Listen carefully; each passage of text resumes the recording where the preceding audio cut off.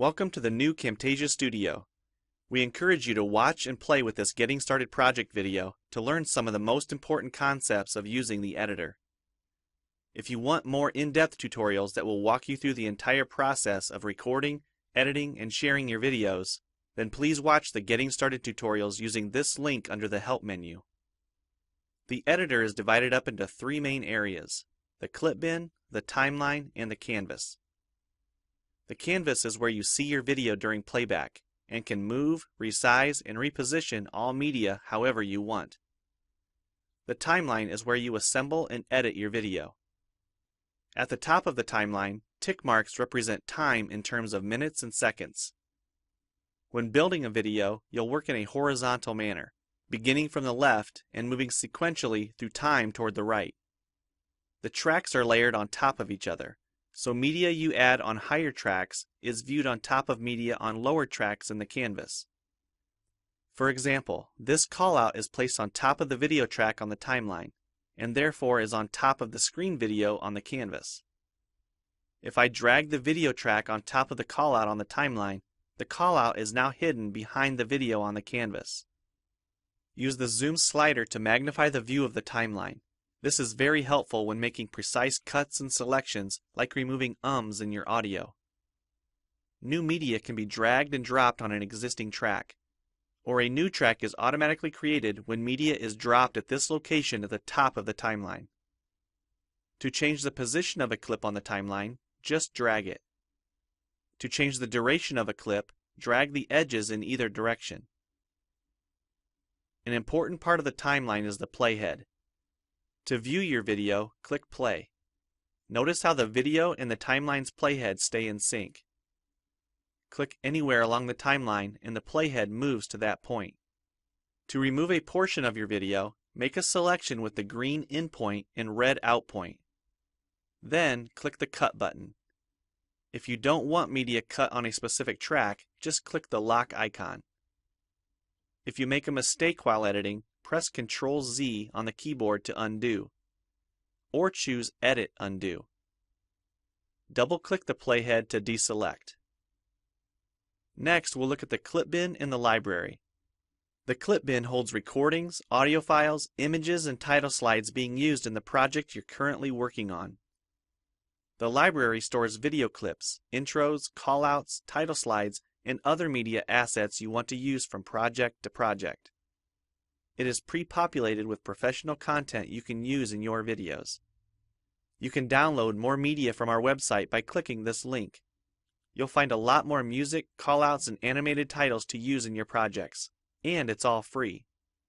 Once you find something you like this callout for example, just drag it to a track on the timeline and resize and reposition it as needed. Double-click the callout on the canvas to open the Callouts tab and edit the text, or change any of the text properties like color or size. You can find a number of other callouts to use in your projects by expanding the Shapes menu. You've probably noticed the video zooming in and out at times, for example here when it's zooming into the timeline. To learn more about adding and customizing zoom and pan animations to your video, check out the other Getting Started tutorials on our website. We've talked about some of the tabs already, but be sure to explore the others for adding and editing special effects. If they don't all show up as tabs, click on the More tab to explore others, like the speech-to-text capabilities and captions, and the improved quizzing. Also, transitions can now be dragged directly to the timeline and added on top of clips. So we've shown a few ways you can navigate and edit your video. But how do you get content into your video? To make a new screen recording, click the Record the Screen button. If you already have an audio or video recording you'd like to use, click the Import Media button. When you're done with your video project, you'll need to click the Produce and Share button to create a shareable video. Expand this menu to see a variety of presets. We have a new video player that plays back your MP4 video and includes other interactive features like table of contents, closed captions, quizzes, and even hotspots. These features are available when hosting your video on TechSmithScreencast.com or the video and player on your own web server. This player provides playback on multiple devices with just one video, whether it's a phone, tablet, laptop, or desktop computer. Well, it's time for you to try Camtasia Studio for yourself using the content on the timeline, or better yet, create your own.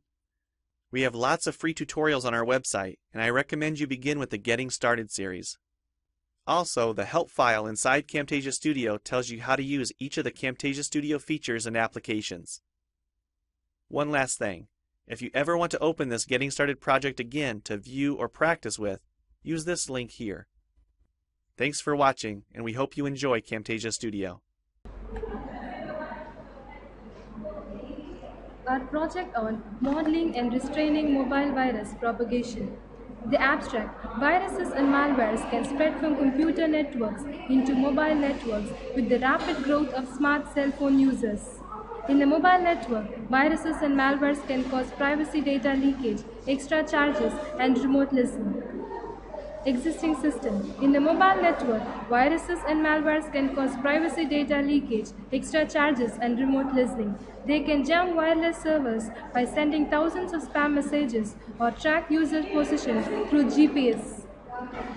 Disadvantage. Potential damage. Mobile viruses can cause private data leakage and disturb conversation by remote control, reduce the quality of voice communication.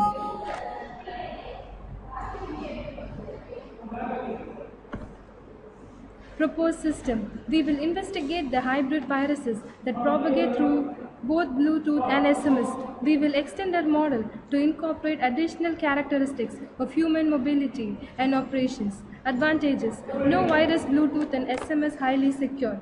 The propagation scope and speed of an SMS-based virus in a geographical network. Good quality voice communication. Literature survey. Part 1. Literature survey, part 2. Literature survey, part 3. Literature survey, part 4. The hardware requirements: a processor Intel Core, hard disk 400 GB, floppy drive 1.44 MB, and a monitor 15 VGA color. Software requirements: operating system Windows XP or Windows 7, language Java, toolkit manager, and an IDE. Virus from Bluetooth architecture. System architecture is as follows. We have the data flow diagram level 0. The module list: Bluetooth channels, SMS channels, human mobility and operation. Bluetooth channels, human mobility patterns as analyzed in a play key role in BT-based virus propagation. SMS channels, social relationships are embodied in mobile networks based off the address books of smartphones. Human mobility and operation. BT-based virus propagation in each tower uses different traveling patterns, will cause different dynamic spreading processes. Module design is as follows. App will read the incoming SMS. The second snapshot. App will react to the incoming messages. The other snapshot. The coding is as follows.